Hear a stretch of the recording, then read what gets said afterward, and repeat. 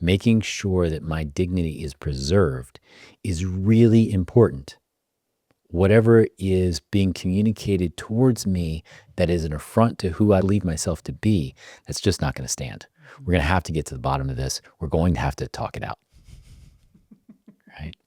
But what's interesting is, unlike the North, the East is very relational. We're gonna stick it out. We're gonna stay in it. We're gonna move towards this conflict, and we're gonna be in it. That can be a really amazing quality, except when we're both fighting for our need to be understood, and underneath it, we're unwilling to understand the other person. Yeah. So when I hear you say one of us has to go first, I'm hearing one of us has to choose to understand the other person before I'm willing to be understood. That's a hard one. Mm-hmm. It is a hard one. It requires putting your ego aside. But in those moments, sometimes I will feel really tired. And I really want you to go first. And that's when it can come across as a moral superiority that, fine, I will do this. I will give you this gift. give us this gift in theory, but give you this gift, so-called. But then I also get to hide a little bit longer. Mm-hmm. Yeah. Yeah. Well, and we have two different gifts. Mm-hmm. Traditionally, I've been the one who says, let's put it on the table. Something's up. Let's talk about it. I'm tired of walking around knowing something's here. Something's here. Let's talk about it. I tend to initiate the conversation. But once the conversation's over, I go into my North. I'm like, I'm done with it. And you tend to initiate the repair. Yeah. And they're two different conversations. Mm-hmm.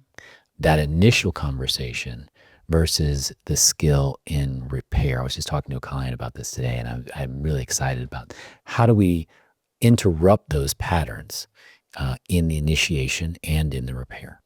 Whenever you can, pause. Just pause.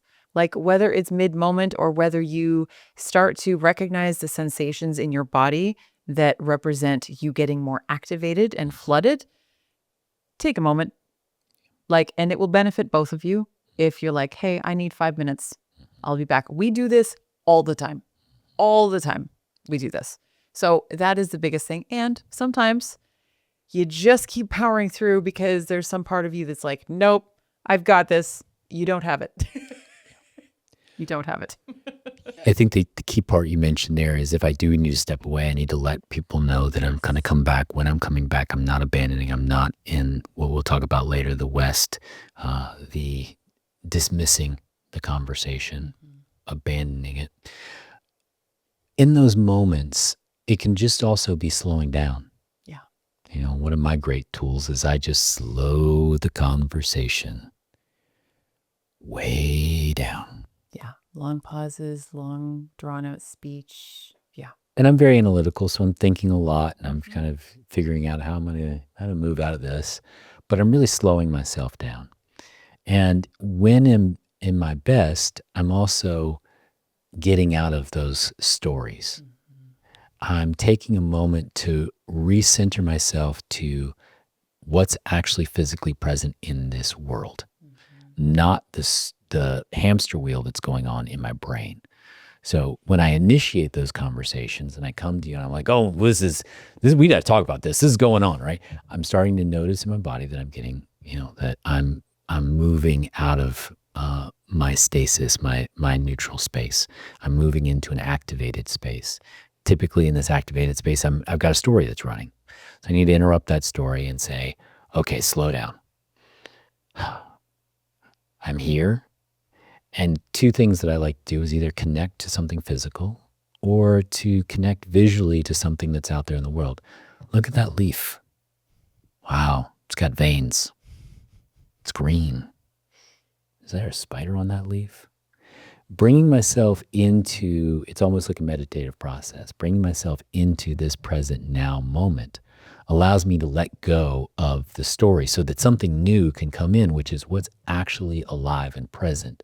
Not all of the stories that I'm fighting for that are not going to get me there because I need to be understood, I need to be heard, and I'm not present and listening. Mm-hmm. Yeah. And something else that I use often is I either reach out to ask you for your hand. I use it as a reminder of the connection that I'm fighting for.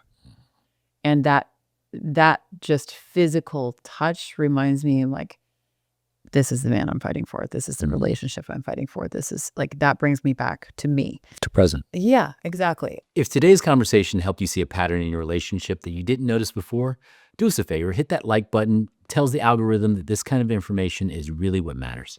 And if you want to keep moving from partner blame to pattern mastery, make sure you subscribe. We're releasing new episodes every week to help you and your partner function as a true visionary team. But don't let the work stop there. The best way to apply what you learned today is to go ahead, take the relational compass. You'll see the link in the description below. It takes 2 minutes and it gives you the map you need to navigate these conflict loops with intention. Take the assessment, share your results with your partner, and we'll see you in the next practice.